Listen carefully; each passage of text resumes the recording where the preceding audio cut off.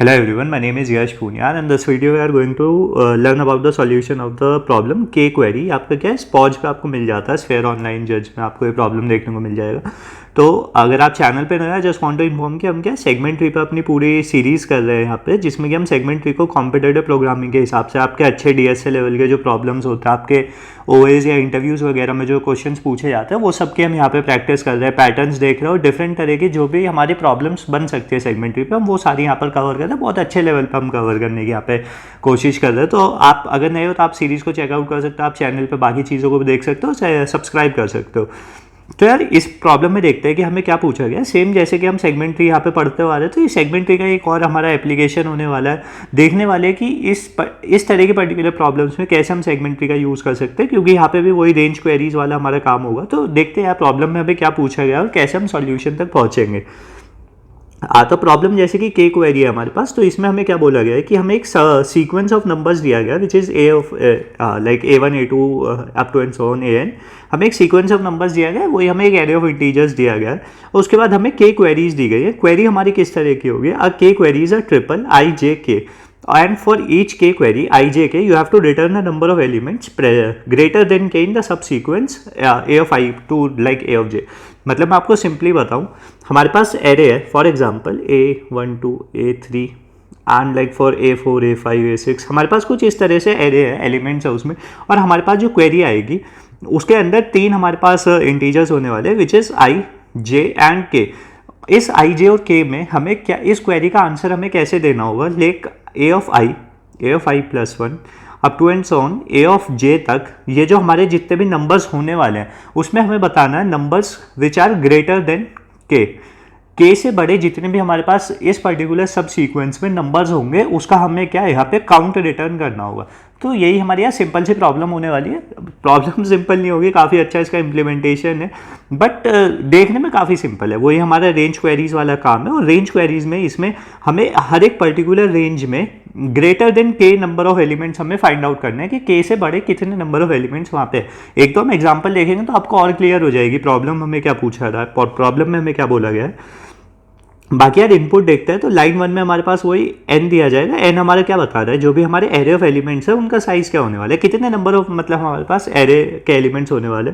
फिर a of i हमें क्या है, simple n number of integers हमें दिए जाएंगे, जिसमें कि a ऑफ i क्या है 10 टू द पावर 9 तक जा रहा है।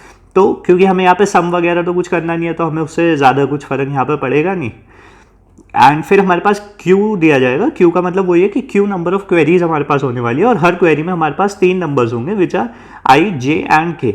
एंड सिंपल हमारे पास वही मतलब वो I और J की वैल्यूज़ क्या है हमारी, A ऑफ I प्लस 1 से A of I up to and so on A of J, ये हमारा सब सीक्वेंस है। और इसमें जितने भी नंबर्स हमारे K से बड़े हैं उनका काउंट हमें बताना होगा, वही हमारे क्या फाइनल रिजल्ट होगा, फाइनल आंसर हमारा होगा। तो आगे इसमें भी देखते हैं। और यहाँ पे एक और चीज़ जो ध्यान देने वाली है, हमारे पास आई और जे की वैल्यू क्या है 1 से n तक में एग्जिस्ट कर रही है। मतलब कि हमें क्या है यहाँ पे 1 बेस्ड इंडेक्सिंग में काम करना होगा, क्योंकि हमने सेगमेंट ट्री जब पढ़ा था तो हमने वो 0 बेस्ड इंडेक्सिंग के हिसाब से बिल्ड किया हुआ है। तो यहाँ पे जब 1 बेस्ड इंडेक्सिंग होती है तो उसे आप वही -1 करके आप 0 बेस्ड इंडेक्सिंग में क्या है उससे रोल करते हैं, काम करने हमारा वो है। इम्प्लीमेंटेशन में हम देखेंगे, बाकी इसमें और ज़्यादा कुछ डिफरेंस नहीं होगा। आउटपुट हमारे पास यही होने वाली है कि हमें हर क्वेरी के लिए आंसर देना होगा सिंगल लाइन में। अब यहाँ पे क्या है, एक दो इनपुट देखने की कोशिश करते हैं। हमारे पास 5 1 2 3 4 है, हमारे पास तीन क्वेरीज होने वाली हैं। फर्स्ट क्वेरी हमारे पास आई, मैं इंडेक्स लिख देता हूँ यहाँ पे 1 2 3 4 हमारे पास इंडेक्स होने वाले हैं इस तरह से। ये मेरा एरे हुआ, जो भी मुझे एरे गिवन है। उसके बाद मेरे पास इंडेक्स आया लाइक 2 4 1, ये मेरा आई हुआ, जे हुआ, के हुआ। अब 2 से 4 तक के बीच में 1 से ग्रेटर देन हमारे पास कितने नंबर है, 2 3 4 तीन नंबर्स है। तो इसका आंसर हमारे पास लाइक 2 हो जाता है। यहाँ पे 2 आया हमारे, ओके यहाँ पे मैंने इंडेक्सिंग गलत कर दी थी, यहाँ पे 5 आएगा ना, 5 1 2 3 4 ऐसे है। हमारे पास 2 से 4 हमारे पास ये इंडेक्सिंग है। आप यहाँ पे देखोगे तो हमारे पास दो नंबर्स हमारे पास 1 से बड़े विच इज़ 2 3, तो हमारा काउंट क्या हो गया 2 हो गया। सेकेंड हमारे पास क्वेरी आती है 4 4 एंड लाइक 4 वाले में हमारा क्या है सीक्वेंस यही है, 4 में हमारा क्या है 3 एग्जिस्ट करता है। तो 3 तो 4 से छोटा होगा, तो हमारा आंसर यहाँ पे 0 हो जाता है। नेक्स्ट हमारे पास क्वेरी आती है विच इज़ 1 5 2। आपने 1 पे रखा, आपने 5 पे रखा। 2 से बड़े हमारे पास कितने नंबर्स हैं 1 5 2 में, वो देखते हैं। तो एक 5 हुआ हमारे पास, एक हमारे पास 3 हुआ, एक 4 हुआ, तो 3 हमारे पास नंबर है। सो इस तरह से हमें क्या आंसर देना होगा कि हर रेंज में, हर क्वेरी में कितने नंबर ग्रेटर देन के हैं। तो यार आपको एक चीज़ सिंपल यहाँ पे समझ में आ गई होगी कि यार अगर मेरे पास सिंपल यही वाला काम होता है यार, मुझे रेंज में काम नहीं करना होता यहाँ पे, क्योंकि ये मुझे यार रेंज में काम करना है। मेरे पास जो रेंजेस है वो हर बार डिफरेंट आ रही है, कभी कोई रेंज आ रही है, कभी कोई रेंज आ रही है, और मुझे क्वेरी करनी है। और क्यू की वैल्यू भी मेरे पास क्या है 10⁵ तक जा रही है, तो बहुत सारी मेरे पास क्वेरीज है। तो सिंपल यार आता है, अगर मैं ब्रूट फोर्स की बात करूँ तो ब्रूट फोर्स में आप क्या करते हो, हर बार आई से जे तक आप लूप चलाते हो और काउंट कर लेते हो जितने भी नंबर्स होंगे। पर उससे क्या है, आपको खुद ही समझ आ रहा होगा यार, O ऑफ n स्क्वायर मेरी टाइम कॉम्प्लेक्सिटी चली जाएगी, क्योंकि हर क्वेरी के लिए क्या है मैं O ऑफ n टाइम में काम करूंगा, मैं लूप करूंगा, उसके बाद में काउंट करूंगा, तो वो वाला काम तो यार यहाँ पे नहीं हो पाएगा। नेक्स्ट हमें एक चीज़ समझ में आती है यार, हमने एक डेटा स्ट्रक्चर पढ़ा हुआ है which is segment tree. Segment tree क्या काम करता है यार, वो प्री कंप्यूट करके रख लेता है वैल्यूज़ को। किस तरह की वैल्यूज़ को प्री कंप्यूट करता है, सेगमेंट की वैल्यूज़ को। सेगमेंट का मतलब आई होप आपको क्लियर होगा, इंटरवल्स की हम बात करते हैं, एरे के इंटरवल्स की हम बात करते हैं, सेगमेंट का हमारा वो काम होता है। तो हम क्या करें यार, जैसे मेरे पास ये एरे है 5 1 दिस इज 5 1 2 3 4, तो क्योंकि अब मेरे पास रेंजेस है उसके हिसाब से मेरे पास मुझे काम करना होगा, तो क्या मैं किसी तरह से यहाँ पे इंटरवल्स बना लूँ जिनका मुझे आंसर ऑलरेडी पता हो। लाइक फॉर एग्जांपल, हम जब सेगमेंट ट्री में हम काम करते हैं तो हम यही वाला तो काम करते हैं कि यार हम जब क्वेरी करते हैं तो हम क्वेरी करते हैं लूप के जो हमारे इंटरवल्स होते हैं उनके हिसाब से, कि यार इस वाले का मुझे आंसर पहले से पता हो, या इस रेंज का फिर अगर मुझे इस पूरी रेंज का आंसर चाहिए तो मैं इनका और इनका आंसर मर्ज करके अपना क्या फाइनल आंसर ले आता हूँ। बट तो ठीक है यार, हमें समझ में आता है कि हम कैसे कर पाएंगे, पर उसमें हमारे पास सबसे बड़ा क्वेश्चन होता है एक नोड में हम क्या वैल्यू स्टोर करेंगे, क्योंकि नोड में हम क्या वैल्यू स्टोर करेंगे वही हमें फाइनल आंसर तक पहुंचाने में मदद करती है। और जो हमारा मर्ज ऑपरेशन होता है वो किस तरह से काम करेगा, तो ये दो चीज़ें समझने की कोशिश करते हैं। उससे पहले यार एक चीज़ देखते हैं, हमने समझा कि यार सेगमेंट ट्री क्यों यूज़ किया जा सकता है यहाँ पे, सेगमेंट ट्री की मदद से हम कैसे प्रॉब्लम को सॉल्व कर सकते हैं। अब फॉर एग्जांपल हमारे पास यहाँ पे क्वेश्चन है विच इज़ 5 1 2 एंड 3 4। तो अगर यार आपसे कोई बोला जाए कि यार यहाँ पे मुझे इस पूरे में अगर मुझे काउंट करना नंबर्स ग्रेटर देन लाइक के की वैल्यू अगर मेरे पास 2 है, तो मुझे काउंट करना है यार 2 से बड़े यहाँ पे कितने नंबर्स है इस पूरे सीक्वेंस में। तो अगर आप सोचोगे तो आपके पास दो तरह के क्या काम हो सकते हैं। एक तरह का आपका हो सकता है ऑपरेशन कि यार आप सिंपल O ऑफ n में काम करो और अपना क्या लूप करके अपना आंसर निकाल लो, पूरे एरे की मैं बात कर रहा हूँ। अभी आप क्वेश्चन को भूल जाओ, मैं थोड़ा सा क्या डिफरेंट आपको क्वेश्चन समझाने की कोशिश कर रहा हूँ। नेक्स्ट हमारे पास यार एक और टेक्निक होती है कि यार मैं इस वाले एरे को क्या सॉर्ट कर लूँ। अब मैं इसे सॉर्ट कर लूँगा तो ये हो जाएगा 1 2 3 4 5, और मुझे क्योंकि इस पूरे में के से बड़ी वैल्यूज़ का फाइंड आउट करना है, तो मैं क्या बोलूँगा यार आप सिंपल अपर बाउंड कैलकुलेट करो, upper bound of x like upper bound of 2। हम यहाँ पे देखेंगे अगर हम, क्योंकि अपर बाउंड में जीरो बेस्ड इंडेक्सिंग काम करेगी, तो यहाँ पे अपर बाउंड ऑफ 2 क्या आ जाएगा, अपर बाउंड क्या होता है which is just greater than x, जो भी हम नंबर ले रहे हो उससे जस्ट बड़ा नंबर हमारा होता है। तो जस्ट बड़ा नंबर 3 है, उसका इंडेक्स हमारे पास क्या आया 2 आया। तो 2 हमें क्या बता रहा है कि जितने भी नंबर्स हैं उसमें से यार मेरे पास 2 नंबर्स हैं जो कि 2 या 2 से छोटे हैं, और मुझे ग्रेटर देन चाहिए कि उससे ग्रेटर कितने नंबर है। तो मेरे पास टोटल नंबर कितने हैं 5 - 2 3 मेरे पास आ गया कि उससे बड़े नंबर्स कितने हैं विच आर 3 4 5। तो यहाँ पे मैंने क्या करा है, मैंने बाइनरी सर्च की मदद ली और उसके बाद मैं क्या बहुत सारी क्वेरीज का आंसर कर सकता हूँ। तो अगर मेरी प्रॉब्लम में रेंजेस वेरी नहीं कर रही होती तो आपको समझ में आया होगा यार, अगर मेरी प्रॉब्लम में रेंजेस वैरी नहीं कर रही होती, मतलब कि मेरे पास सिर्फ एक ही रेंज होती कि यार 0 to n-1 या 1 बेस्ड इंडेक्सिंग की बात करूं 1 से n तक में मेरी रेंज है, और उसके बाद मेरे पास k क्वेरीज आ भी जाए, तो मैं हर क्वेरी को क्या अपर बाउंड की मदद से log n में आंसर कर पाऊंगा। आई होप आपको समझ में आया होगा कैसे मैंने log n में आंसर किया। मैंने हर क्वेरी के लिए जो भी मेरे पास k की वैल्यू थी उसका अपर बाउंड कैलकुलेट किया। अपर बाउंड क्या होता है, जस्ट उससे बड़ा नंबर, जस्ट उससे बड़े नंबर का इंडेक्स। तो हमें पता लग जाता है उससे छोटे नंबर्स हमारे पास कितने हैं। तो हमारे पास छोटे नंबर्स 2 आ गए, तो हमने टोटल में से उसे माइनस किया तो हमें पता लग गया कि ग्रेटर देन नंबर्स कितने हैं मेरे पास। वो हमने क्या log n में अपना क्या फाइनल आंसर निकाल लिया उस तरीके से। बट यहाँ पे यार इस पर्टिकुलर प्रॉब्लम में हमें क्या बोला गया है कि यार जो रेंजेस है मेरी वो कुछ भी हो सकती है, वो डिफरेंट वेरी कर सकती हैं। तब उन डिफरेंट रेंजेस को वेरी करने के लिए यार मेरे पास एक कॉन्सेप्ट तो है कि यार मुझे चाहिए सॉर्टेड एरे। उस सॉर्टेड एरे में मैं क्या करूँगा, अपर बाउंड लगा लूँगा। अपर बाउंड वही बाइनरी सर्च वाली चीज़ कि मैं ग्रेटर देन के वाला एलिमेंट के इंडेक्स को फाइंड आउट करके उसके हिसाब से मैं कैलकुलेट कर लूँगा कि उस पर्टिकुलर इंटरवल में उस पर्टिकुलर सेगमेंट में मेरे पास कितने आंसर है। बट यहाँ पर जो एक चीज़ आती है, मुझे चाहिए सॉर्टेड एरे। अब याद, और सॉर्टेड एरे भी वो वाला इंटरवल वाला सेगमेंट वाला सॉर्टेड एरे चाहिए, क्योंकि मैं सेगमेंट ट्री लगाना चाहता हूँ। तो उस सेगमेंट को मुझे सॉर्टेड एरे वाला सेगमेंट चाहिए जिसमें कि मैं अपर बाउंड लगा के अपना फाइनल आंसर निकाल पाऊँ। तो यहाँ पर यार जो सबसे बड़ी चीज़ यहाँ पे जो ऑब्जर्वेशन वाली चीज़ है, जो हो सकता है आपको पहली बार में हिट ना हो, अगर ये प्रॉब्लम आप पहली बार देख रहे हो तो हो सकता है कि यार ये आप सीख लो यहाँ से, तो आपको पता लग जाएगा कि यार हम इस तरह की वैल्यूज़ भी स्टोर कर सकते हैं। तो मैं क्या बोल रहा हूँ, आप नोड में आप क्या सॉर्टेड लिस्ट स्टोर करो, जो भी आपका सेगमेंट है उसका सॉर्टेड वर्जन जो है आप नोड में स्टोर करो। और जब भी हमारे पास क्वेरी आती है, क्योंकि क्वेरी हम इंडेक्सिंग क्वेरी जब हम करते हैं तो हम रेंजेस में करते हैं, तो जो भी हमारी रेंज जब कंप्लीट ओवरलैप होती है तो हम बस वहीं से क्या अपना आंसर रिटर्न कर देते हैं। तो बस जब भी कंप्लीट ओवरलैप वाली चीज़ आती है तो वहाँ पे आप अपर बाउंड करके अपना काउंट कर लो कि कितने एलिमेंट्स मेरे उससे बड़े हैं, और उससे मेरा क्या फाइनल आंसर आ जाता है। अब ये चीज़ कैसे हो सकती है, मैं आपको यहाँ पे क्या हम समझने की कोशिश करते हैं। मेरे पास एरे है 5 1 3 4 एंड 2, ये सोच लेते हैं, कुछ और डिफरेंट भी हो सकता है, बट ठीक है हमने ऐसे सोचा कि हमारे पास ये 5 1 3 4 2। तो मैंने क्या बोला यार, हर नोड में सॉर्टेड लिस्ट स्टोर करो। अब क्योंकि इंडेक्सिंग हमारे पास ये है 1 2 3 4 5, तो यहाँ पे इंडेक्सिंग में हम क्या है, जब हम सेगमेंट ट्री की बात करते हैं तो सेगमेंट ट्री में मेरे पास एक तो लीफ नोड्स होते हैं। तो लीफ नोड्स में हम क्या है, एरे के एलिमेंट्स को स्टोर कर रहे होते हैं, जो भी हमारे एरे के एलिमेंट्स है, ओरिजिनल एरे के एलिमेंट्स है, एक तरह से बेस केस वाले कंडीशन हो गई। तो इसमें बेस केस में, क्योंकि मैंने आपको बोला यार नोड में हम क्या है, हर नोड में सॉर्टेड लिस्ट स्टोर करेंगे। तो जब एरे के मेरे पास एक ही एलिमेंट है, सेगमेंट की लेंथ एक ही है, तो वही पर्टिकुलर एलिमेंट होने वाला है मेरे पास, तो मैं उसे ही स्टोर करूंगा। उसके बाद मेरे पास इंटरनल नोड्स आते हैं। अब इंटरनल नोड्स में हम क्या सॉर्टेड लिस्ट स्टोर करेंगे, हमारे पास जो लिस्ट की लेंथ है वो ग्रेटर देन 1 हो जाएगी। तो वहाँ पर देखते हैं किस तरह से हम काम करेंगे। तो आपको ये वाली चीज़ समझ में आई। और यहाँ पे इन दोनों को मर्ज करके हमारे पास जो लिस्ट बनी वो बनी 1,5 या, एंड फिर आप इन दोनों को मर्ज करो और यहाँ पे हमारे पास लिस्ट बनी विच इज़ 2,4, एंड फिर हम क्या है इन दोनों को मर्ज कर देते हैं नोड्स को। तो यहाँ पर हमारे पास सॉर्टेड लिस्ट बनी विच इज़ 2 3 एंड 4, एंड फिर आप इन दोनों नोड्स को मर्ज कर दीजिए, एंड आपके पास जो कंप्लीट सॉर्टेड लिस्ट बनेगी विच इज़ 1 2 3 4 एंड 5। तो आई होप यार आपको ये वाली चीज़ समझ में आई होगी कि कैसे हम नोड्स को स्टोर, नोड्स में जो भी हमारे नोड्स हैं उसमें हम क्या सॉर्टेड लिस्ट स्टोर कर रहे हैं, और उस सॉर्टेड लिस्ट को स्टोर करने का रीज़न क्या है। मैंने आपको बताया यार कि अगर मेरे पास के क्वेरीज होती थी, सिंपल के क्वेरीज, जिसमें कि मुझे ये फाइंड आउट करना था कि पर्टिकुलर एरे में उससे बड़े कितने एलिमेंट्स हैं, तो मैंने क्या बोला यार हम सिंपल बाइनरी सर्च यूज़ कर लेंगे सॉर्टेड लिस्ट में।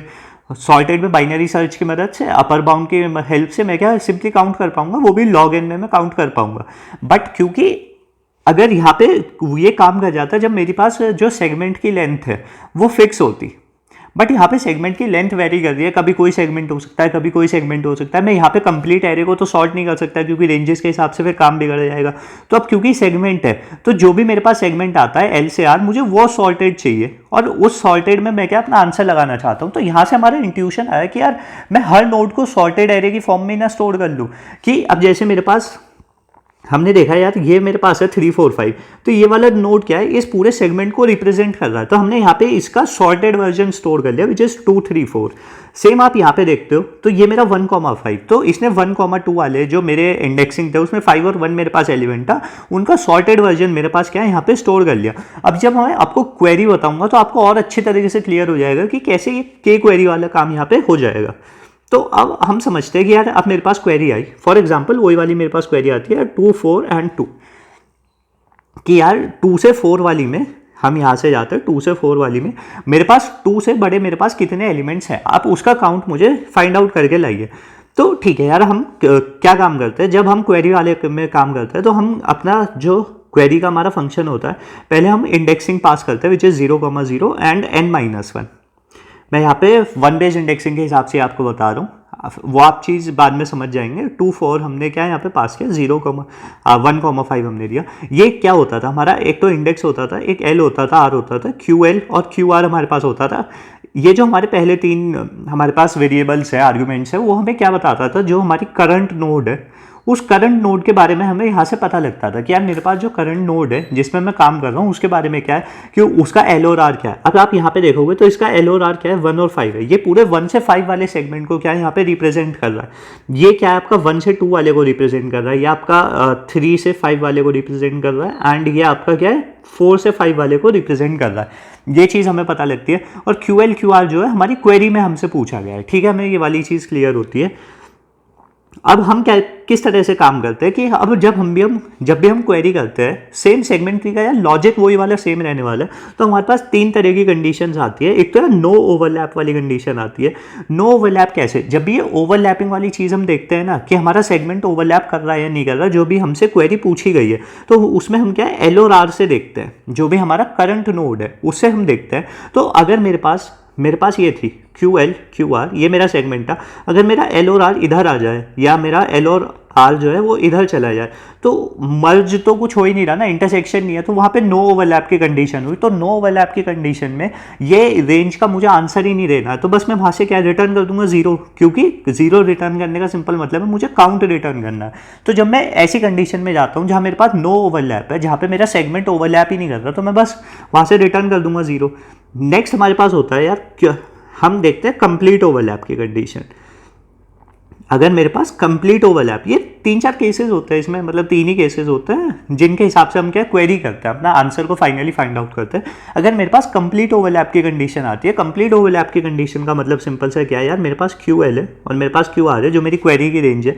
एल और आर यहाँ पे कहीं एग्जिस्ट कर रहा है कि यार जो भी मेरी रेंजेस है, हो सकता है एल और आर यहीं आ जाए, या फिर हो सकता है एल और आर यहाँ पर आ रहा है, तो हमें इस सेगमेंट का तो आंसर लाए, इसका फिर दोबारा से देखेंगे आगे अपने क्या क्वेरी फंक्शन को रन करते हो वहाँ से आंसर लाएंगे। अब फॉर एग्जांपल एल और आर यहाँ पे आया, मेरा मर्ज फंक्शन आया, तो अब मेरे पास क्या है कंप्लीट ओवरलैप की कंडीशन है। फॉर एग्जांपल मैं 2 और 4 पे पहुंचा और ये मेरी कंप्लीट ओवरलैप की कंडीशन है, तो मैं सिंपल क्या करूँगा, इस नोड में जाऊँगा, इसका अपर बाउंड के हेल्प से अपना आंसर फाइंड आउट करूंगा, जो भी मेरा इसका आंसर आएगा, और उस काउंट को मैं रिटर्न करूंगा अपर बाउंड कैलकुलेट करके, फिर वो माइनस करके जो मैंने आपको ऊपर बताया था, तो फिर उसे मैं काउंट को यहाँ से रिटर्न करूंगा जब मेरे पास कंप्लीट ओवरलैप वाली कंडीशन आएगी। सो आई होप आपको ये वाली चीज़ भी समझ आई होगी। और जब मेरे पास पार्शियल ओवरलैप की कंडीशंस होती हैं, पार्शियल ओवरलैप की कंडीशन में हम क्या बोलते हैं, लाइक फॉर एग्जाम्पल मेरा क्यू एल क्यू आर ये है, फिर मेरा एल और आर ये हो गया, तो पार्शियल ओवरलैप है, या फिर मेरा एल और आर इधर हो गया, तो ये भी एक पार्शियल ओवरलैप है। अब मुझे नहीं पता कि कौन सा ओवरलैप मेरे काम का है या नहीं है, तो उस केस में मैं लेफ्ट और राइट दोनों को काउंट करूंगा और उनके आंसर को ऐड कर दूंगा, क्योंकि मुझे काउंट रिटर्न करना है, तो लेफ्ट का जो भी आंसर होगा, राइट का जो भी आंसर होगा, उन दोनों को मैं ऐड करके रिटर्न कर दूंगा। सो आई होप आपको ये वाली चीज़ भी समझ में आई होगी। अब ये क्या अपने क्वेश्चन में देखते हैं यार, मुझे 2 और 4 वाले में देखना है, तो 2 और 4 वाली रेंज क्या है, मेरा 2 ये रहा, 4 ये रहा, मेरे पास ये वाली रेंज है। अब इस वाली रेंज में हमारे पास इंटरसेक्शन वाले सेगमेंट कौन से है, कोई भी नहीं है यार। यहाँ पे 1 है, 3 अलग है, 4 अलग है, क्योंकि 4 5 के साथ ये वाला सेगमेंट है, इस वाले सेगमेंट में 3 से 5 है, तो ये पूरा अलग ही हो गया हमारे पास 2 से 4 वाले में। तो कोई बात नहीं, उसमें भी हम क्या यहाँ से अपर बाउंड में हम चेक करेंगे, क्योंकि 2 से बड़ा एलिमेंट चाहिए, तो ये क्या 0 रिटर्न करेगा, ये 1 रिटर्न कर देगा, ये 1 रिटर्न कर देगा, तो तीनों को ऐड करके हमारे पास क्या 2 आंसर आ जाएगा, सिंपल। अब नेक्स्ट हमारे पास अगर क्वेरी आ जाती है, फॉर एग्जांपल हम वही काम करेंगे 0 1 4। मैं आपको सिंपल क्वेरी बता देता हूँ कि मेरी क्यू एल की वैल्यू 3 है एंड क्यू आर की वैल्यू 5 है, तो क्यू एल क्यू आर की वैल्यू मेरे पास ये हो गई, एंड के की वैल्यू फॉर एग्जांपल 1 है मेरे पास, सिंपल सी बात है, या 1 के हिसाब से नहीं, के की वैल्यू मेरे पास 3 है, के 3 से ग्रेटर कितने नंबर है, 3 4 वाले 5 वाले सीक्वेंस में। तो हमने यहाँ से स्टार्ट किया, हमने देखा पार्शियल ओवरलैप हो रहा है, तो हमने लेफ्ट में भी गए, हम राइट में भी गए। लेफ्ट में गए तो हम यहाँ पे नो ओवरलैप की कंडीशन आई, तो हमने यहाँ से 0 रिटर्न कर दिया। हम लेफ्ट में राइट में गए तो ये कंप्लीट ओवरलैप हो गया, 3 से 5 यही वाला हमें चाहिए था, बस इसका अपर बाउंड कैलकुलेट करेंगे और काउंट जो है, जो भी हमारा काउंट होगा उसे हम रिटर्न कर देंगे यहीं से। तो ये यार पर्टिकुलर लॉजिक है इस प्रॉब्लम का। तो जैसे कि यार हमने समझा हमें किस तरह के ऑपरेशन यहाँ पे करने होंगे। एक तो बिल्ड फंक्शन हमें बनाना होगा, बिल्ड फंक्शन हमारा क्या करेगा, सेगमेंट ट्री को बिल्ड करता हुआ चलेगा। सेकेंड हमारा क्या होगा, क्वेरी ऑपरेशन होगा। यहाँ पे अपडेट की हमें ज़रूरत नहीं है, तो अपडेट वाला फंक्शन हम यहाँ पे नहीं बनाएंगे, तो बस ये बिल्ड और क्वेरी में हमारा आंसर आ जाएगा। अब यहाँ पे बिल्ड फंक्शन जो है उसमें हमें मर्ज करना होगा, जो भी हमारा लेफ्ट चाइल्ड होता है, राइट चाइल्ड होता है, मेरा लेफ्ट चाइल्ड है, मेरे पास राइट चाइल्ड है, उन्हें मर्ज करके मैं ऊपर क्या है अपना मेन नोड, करंट नोड अपना बनाता हूँ, जो भी मेरा रूट नोड हुआ, कुछ भी हम कह सकते हैं, उसे मैं बनाता हूँ। तो ये जो मर्ज ऑपरेशन है आपको यहाँ पे समझ में आ गया होगा, ये वाली चीज़ का एक तरह से मर्ज सॉर्ट वाला काम यहाँ पे चल रहा है। मर्ज सॉर्ट में भी तो हम ये करते थे, लेफ्ट वाला लिया, राइट वाला लिया और ऊपर अपना क्या है सॉर्टेड लिस्ट बनाई। मतलब कि दो हमारे पास सॉर्टेड लिस्ट होती हैं, लेफ्ट और राइट वाली, और उनसे एक नया हमें सॉर्टेड एरे बनाना होता है इन दोनों को मर्ज करके। तो जैसे कि आपने यार लीड कोड पे ये वाली प्रॉब्लम करी भी होगी, like merge two sorted arrays करके एक प्रॉब्लम होती है, वही वाला हम यहाँ पे काम करेंगे। जो हमारा मर्ज फंक्शन होगा वो यही वाला काम करेगा। अब मर्ज टू सॉर्टेड एरेज में हम किस तरह का काम करते हैं वो चीज़ आपको क्लियर ही है यार।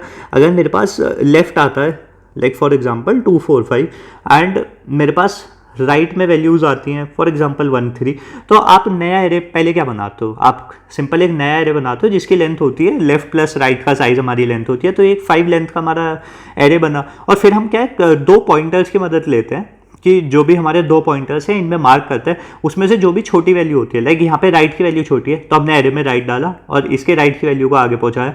अब हमने कंपेयर किया 2 और 3 को, तो 2 की वैल्यू छोटी है तो हमने 2 को रखा, लेफ्ट में से वैल्यू ली, 4 को आगे करा, फिर यहाँ से 3 की वैल्यू ली, फिर हम आगे चले गए, तो राइट हमारा खत्म हो गया। तो बस जब राइट खत्म हो गया तो इनमें से कोई भी वैल्यू 4 और 5 जो हमारा बचा ये हम क्या ऐड कर देते हैं। तो मर्ज ऑपरेशन आपको समझ में आ गया, जैसे हम वो मर्ज टू सॉर्टेड एरेज वाला काम करते हैं 2 पॉइंटर्स की मदद से, तो बस वही काम यहाँ पर हम करेंगे। वो 2 पॉइंटर्स की मदद से आप उन दोनों को मर्ज कर दोगे और अपना क्या फाइनल आंसर ले आओगे। कुछ लोग यार इस प्रॉब्लम को सिंपल ऐसे बोल देते हैं कि मर्ज सॉर्ट, हम क्या करते हैं merge sort plus binary search, जिसमें कि हम क्या अपर बाउंड से हम क्या अपना कैलकुलेट कर रहे हैं। तो अगर आप थोड़ा सा क्लियरली भी देखोगे तो सेगमेंट ट्री भी तो वही कर रहा है जो मर्ज सॉर्ट करता था कि यार लेफ्ट है मेरे पास, राइट है, उनके हिसाब से हमारे पास एक नोड आया, उनके हिसाब से हमारे पास नोड आया। मर्ज सॉर्ट में तो हम क्या है कुछ भी स्टोर नहीं करते हुए चलते थे, हम फाइनल आंसर ले आते थे। बट इसमें क्या है उन सारे नोड्स को स्टोर करते हुए चलो और क्वेरी कर लो अपना क्या अच्छी तरीके से। तो क्या है सेगमेंट ट्री हमारा हो जाता है merge sort plus binary search की मदद से हम क्या पर्टिकुलर प्रॉब्लम का अपना आंसर ले आते हैं। एक बार कोड देखोगे आपको बहुत ज़्यादा अच्छी तरह से क्लियर हो जाएगा कोड देखते ही।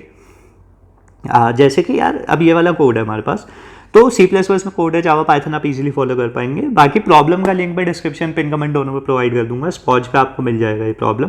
तो कॉन्स्टेंट हेडर्स वगैरह हमारे पास आते हैं। उसके बाद मर्ज फंक्शन आ गया हमारे पास। मर्ज फंक्शन वही है जैसे कि यार मैंने आपको बताया था कि मर्ज क्या करेगा, लेफ्ट लेगा, राइट लेगा। मैंने यहाँ पे पॉइंटर्स एज अ रेफरेंस पास किया इसी वजह से कि यार कॉपीज हमें ना बनानी पड़े बार बार, और वेक्टर इंट ये रिटर्न करेगा क्योंकि एक सॉर्टेड लिस्ट हमें रिटर्न करनी है, तो ये वेक्टर इंट हमारा रिटर्न करेगा। उसके बाद 2 वेरिएबल्स लिए हमने एल और आर, 2 पॉइंटर्स लिए जैसे कि मैंने आपको बताया भी था यार। जो आपका लेफ्ट है एंड जो आपका राइट है, एक पॉइंटर आपने लेफ्ट पे लगाया, एक पॉइंटर आपने क्या राइट पे लगाया, और फिर जिसमें से भी हमने वैल्यू ली उसके पॉइंटर को आगे करते रहेंगे, फिर जिसमें से हमने वैल्यू नहीं ली उसे कम करेंगे।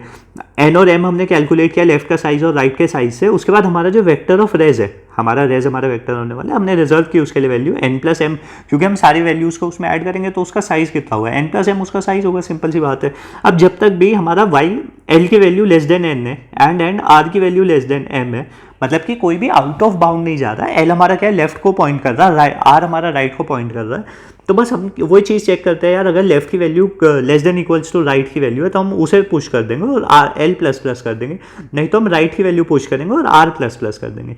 जब हमारे पास कोई भी एरे खत्म हो जाएगा तो जो भी बची हुई वैल्यूज़ होंगी हम उन्हें ऐड कर देंगे। अगर मेरे पास लेफ्ट में कोई वैल्यूज़ बचती हैं तो मैं लेफ्ट की सारी वैल्यूज़ को ऐड कर दूंगा, अगर मेरे पास कुछ राइट में वैल्यूज़ बचती हैं तो मैं राइट की सारी वैल्यूज़ को ऐड करके लास्ट में रिटर्न कर दूंगा रिजल्ट को अपने को। ये सिंपल यार वही वाला जैसे आपने लीड कोड पे ये प्रॉब्लम काफ़ी बार क्या होगा, मर्ज सॉर्ट में भी हम यही वाला मर्ज फंक्शन लिखते हैं, मर्ज टू सॉर्टेड एरेज में भी हम यही करते हैं। तो ये वाला जो फंक्शन है आपके लिए कोई नया नहीं होगा, एक सिंपल अप्रोच है, 2 पॉइंटर्स की मदद से बहुत ईजीली हम कर पाते हैं इस चीज़ को। मेन हमारा सेगमेंट ट्री वाला अप्रोच है, कैसे हम नोड में स्टोर करते हैं। यहाँ पे आप एक चीज़ नोटिस करोगे, मैंने सेगमेंट ट्री के लिए क्लास नहीं बनाया क्योंकि कोड अननेसेसरी, कोड बड़ा हो रहा था। मैं खुद ही बोलता था कि यार आपको इंडस्ट्री स्टैंडर्ड के हिसाब से काम करना चाहिए, बट कोई बात नहीं, हम थोड़ा इजी रखने के लिए अपना काम कर लेते हैं जिससे कि हम फास्ट कोड कर पाएँ। वो आप इंटरव्यूज़ वगैरह में फ्लेक्स कर सकते हो उन चीज़ों से। बाकी हमारा ट्री क्या, हमने देखा हुआ था यार ट्री मेरा एरे होता है।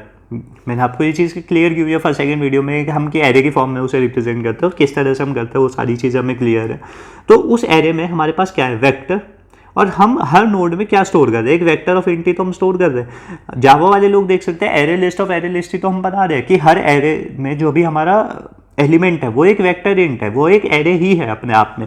सो दैट सिंपली, एंड फिर ये हमारा वेक्टर एरे हुआ जिसमें कि हमारा ओरिजिनल एरे होने वाला है। दोनों को हमने क्या ग्लोबल बनाया जिससे कि हम आराम से एक्सेस कर पाए, हमें पास ना करनी पड़े सारी वैल्यूज़ को बार बार। तो देखते हैं यार, अब बिल्ड फंक्शन हमारा देख लेते हैं। बिल्ड फंक्शन सिंपल वही होने वाला है जैसा बिल्ड फंक्शन हमेशा हमारा होता है। हमने इंडेक्स पास किया, एल और आर हमने पास किया, जो भी उस करंट नोड को रिप्रेजेंट करता है। जब एल की वैल्यू आर हो जाती है मतलब कि हम लीफ नोड पर आ जाते हैं, तो उस लीफ नोड में हमारा ट्री ऑफ इंडेक्स की वैल्यू क्या हो जाती है, जो भी एरे ऑफ एल है। हमने कर्ली ब्रेसेस में इसीलिए किया है क्योंकि हमें क्या है वेक्टर वहाँ पे स्टोर करना है, एक नई एरे लिस्ट हमें, या वही एक बात है, वेक्टर हमें स्टोर करना है, एरे लिस्ट हमें स्टोर करनी है। उसके बाद हम क्या करते थे, मिड की वैल्यू कैलकुलेट करते थे। मिड की वैल्यू कैलकुलेट करने के बाद हमारा लेफ्ट चाइल्ड और राइट चाइल्ड हो जाता था। लेफ्ट चाइल्ड हमारा क्या होता था, हमें पता था 2i+1 एल और मिड, ये हमारा लेफ्ट चाइल्ड हो गया। एंड राइट चाइल्ड हमारा क्या होता था 2i+2 एंड मिड+1 एंड आर। इस तरह से हम सेपरेट करते थे, लेफ्ट चाइल्ड पर गए हम, राइट चाइल्ड पर गए। उसके बाद लास्ट में हमें क्या मर्ज करना हुआ। अब हमने लेफ्ट का आंसर कैलकुलेट कर लिया, हमने राइट का आंसर कैलकुलेट कर लिया। अब हमें करंट नोड का भी तो आंसर चाहिए। करंट क्या होगा, हम लेफ्ट को मर्ज करेंगे, हम राइट को मर्ज कर देंगे, तो हमारा क्या फाइनल करंट आ जाता है। तो दैट्स वाई हम सिंपली मर्ज कर देते हैं। उसके बाद क्वेरी ऑपरेशन है। क्वेरी ऑपरेशन मैंने आपको क्लियरली समझाया हुआ है, आप पॉज करके ये भी पढ़ सकते हो, मैंने यहाँ पे लिखा भी हुआ है, बट मैं आपको समझा ही रहा हूँ। हम क्या पास करते थे, इंडेक्स एल और आर, जो हमारे करंट जो हमारा नोड है उसे रिप्रेजेंट करने के लिए हमें ये वैल्यूज चाहिए होती थी। उसके बाद क्यू एल और क्यू आर हमने पास किया, और यहाँ पे हमें के की वैल्यू भी चाहिए क्योंकि हम क्वेरी में के ही तो हमें चाहिए। हमें क्यू एल से हम क्यू आर पे जा रहे हैं, और उसके बाद के से हम क्या अपर बाउंड की मदद से कैलकुलेट भी करेंगे। तो जब हमारे पास नो ओवरलैप की कंडीशन आई, ये नो ओवरलैप की कंडीशन है, मैंने आपको बताई हुई है, तो हमने रिटर्न कर दिया 0 क्योंकि हम काउंट रिटर्न कर रहे हैं, यहाँ पे इंट वैल्यू है हमारे पास। अगर हमारे पास कंप्लीट ओवरलैप की वैल्यू आती है, तो कंप्लीट ओवरलैप के केस में हम क्या करते हैं, टोटल वैल्यू हमने कैलकुलेट की जो हमारा साइज है, उसके बाद हमने नॉट ग्रेटर देखा। मैंने आपको बताया था यार अपर बाउंड है, लाइक फॉर एग्जांपल मेरे पास 1 2 3 4 5 है, के की वैल्यू 3 आई, तो के लाइक 0 1 2 3 4, ये जीरो बेस्ड इंडेक्सिंग के हिसाब से अपर बाउंड क्या है हमें आंसर देगा, क्योंकि ये C++ का STL हम यहाँ पे यूज़ कर रहे हैं। जावा वाले लोग खुद से अपर बाउंड का फंक्शन आराम से लिख सकते हैं, वरना आप चेक कर सकते हो अगर आपके पास वो ऑब्जेक्ट क्लास वगैरह में चीज़ें मिल जाएँ तो। एंड के इक्वल्स टू 3 आया, तो इसका अपर बाउंड क्या हो, which is a number just greater than this 3। तो ये हमारे पास नंबर आया, इंडेक्स हमारे पास 3 आया, तो ये हमें क्या बता रहा है कि इससे नॉट ग्रेटर देन नंबर्स कितने हैं। यही हमारे पास है 1 2 3, 3 हमारे पास नंबर्स है जो इससे बड़े नहीं है। टोटल हमारे पास 5 है, उसमें से नॉट ग्रेटर देन हमने हटाए तो 2 हमारे पास आ गया, जो उससे नंबर्स बड़े हैं, विच इज़ 4 एंड 5। तो यहाँ से हमने क्या वो चीज़ें कैलकुलेट कर ली, टोटल माइनस नॉट ग्रेटर से। अपर बाउंड में हम सिंपल वही करते हैं, हमने अपना ट्री डॉट इंडेक्स जो हमारा सॉर्टेड एरे है उसमें हमने वो पास किया, के की वैल्यू पास की, उसके बाद माइनस किया, क्योंकि अपर बाउंड क्या है, एक आइटरेटर हमें पास करता है, तो उसमें से हमें एक इंटीजर वैल्यू बनाने के लिए tree of IDX dot begin हमें माइनस करना पड़ता है, उससे नॉट ग्रेटर देन हमें पास वैल्यू आई, और रिटर्न कर देंगे टोटल माइनस नॉट ग्रेटर, जो हमारा फाइनल आंसर होगा। मिड की वैल्यू अगेन कैलकुलेट की, लेफ्ट रिजल्ट हमने कैलकुलेट किया, राइट रिजल्ट हमने कैलकुलेट किया, वही जो मैंने आपको बताया हुआ है नोड हमारे कैसे चेंज होते हैं। 2 ऑफ IDX + 1 एल और मिड, ये हमारा क्या एक पार्शियल ओवरलैप वाली कंडीशन है। अगर हमारे पास कंप्लीट ओवरलैप होता हम यहीं से रिटर्न हो जाता है, हमारे पास नो ओवरलैप था हम यहीं से रिटर्न होगा। पार्शियल ओवरलैप है तो आप लेफ्ट का रिजल्ट प्लस राइट का रिजल्ट वो पास करोगे, जो मैंने आपको ऊपर भी बताया था। उसके बाद हमारा जो मेन फंक्शन है, स्टार्टिंग में हम मेन फंक्शन ही देखना चाहिए था, बट कोई नहीं। उसके बाद हमारे पास क्या फास्ट इनपुट आउटपुट आती है। एन की वैल्यू हमने रीड की, एरे का साइज हमने चेंज किया, क्योंकि एरे हमने क्या है यहाँ पे ग्लोबल बनाया हुआ है, क्योंकि हमें बिल्ड फंक्शन में चाहिए होता था। आप पास करना चाहो पास कर सकते हो, नहीं तो आप ऐसे भी काम कर सकते हो। उसके बाद हमने रीड की सारी वैल्यूज़ को। उसके बाद जो हमारे ट्री वाला एरे था उसे इनिशियलाइज किया 4 टाइम्स n से। ये आपका क्या स्टैंडर्ड है, मैंने आपको बताया भी है, ये 4 टाइम्स n ही हमें क्यू साइज रखना होता है इजीली, जिससे कि हम काम कर पाए। बिल्ड फंक्शन हमने 0 0 n-1 अपना पास किया, क्योंकि हम यह 1 बेस्ड इंडेक्सिंग के हिसाब से अपना क्या कोड लिखते हैं, तो दैट्स वाई 0 0 n-1 हमने दिया। इंट क्यू की वैल्यू हमने रीड की। उसके बाद जो भी हमारी क्वेरीज है एल आर के, हमारे पास यही तो थी एल आर और के, वहाँ पे आई जे के था, एल आर के हम क्या फेमिलियर है उससे, एल आर के से जो लेफ्ट हमारी वैल्यू है राइट हमारी वैल्यू है। यहाँ पे जो ध्यान देने वाली चीज़ है क्वेरी ऑपरेशन में, ये तो हमें पता है जीरो बेस्ड इंडेक्सिंग के हिसाब से करंट नोड को रिप्रेजेंट करने के लिए हम ये चीज़ें पास करते हैं। उसके बाद ये क्यू एल और क्यू आर हमारा होता है, इसमें हमें -1 करके हमें पास करना है, लाइक एल -1 और आर -1, क्योंकि जीरो बेस्ड इंडेक्सिंग उसे बनाइए एंड फिर उसके बाद उन्हें पास किया जाएगा। सो दैट्स वाई, और के हमने पास किया, और यहाँ से अपना क्या फाइनल आंसर हमें मिल जाएगा। तो यार यही इस पर्टिकुलर प्रॉब्लम का सॉल्यूशन था। जो क्रक्स था यहाँ पे वो यही था कि यार नोड में हम क्या एक सॉर्टेड लिस्ट स्टोर करें, सॉर्टेड लिस्ट हमें स्टोर करनी है, और उसके बाद क्या है बाइनरी सर्च की मदद से अपर बाउंड कैलकुलेट करें, और अपर बाउंड की मदद से के से बड़े जितने भी एलिमेंट्स हैं हमारे, हम उन्हें क्या बहुत अच्छी तरह से कैलकुलेट कर पाए। उसके बाद मर्ज ऑपरेशन मैंने आपको बताया था कि हम 2 पॉइंटर्स की मदद से अपने क्या है ओ ऑफ एन में क्या मर्ज ऑपरेशन का काम कर लेंगे।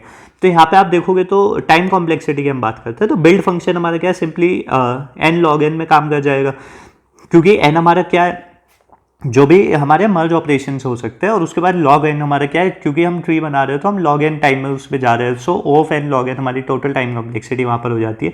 क्वेरी ऑपरेशन जब हम करते हैं तो क्वेरी ऑपरेशन में आप देखोगे तो हम बाइनरी सर्च कर रहे हैं और उसके बाद लॉग एन से हम जो वो सेगमेंट में सर्च कर रहे हैं, तो सेगमेंट में हम सर्च कर रहे हैं, बाइनरी सर्च कर रहे हैं, बाइनरी सर्च भी हम लॉग एन में कर रहे हैं जो भी उसका साइज है, और सेगमेंट में सर्च भी हम लॉग एन में कर रहे हैं। तो ये आप लॉग स्क्वायर एन हमारा क्या है क्वेरी ऑपरेशन हो जाता है, तो काफ़ी एक एफिशिएंट हमारी एल्गोरिथम हो जाती है। स्पेस कॉम्प्लेक्सिटी वगैरह भी एन लॉग एन हमारी हो जाएगी, क्योंकि हम हमारे पास एन लॉग एन हमारे पास वो होंगे जो भी हमारे पास नोट्स है, और हर एक में क्या एक सॉर्टेड लिस्ट स्टोर कर रहा है।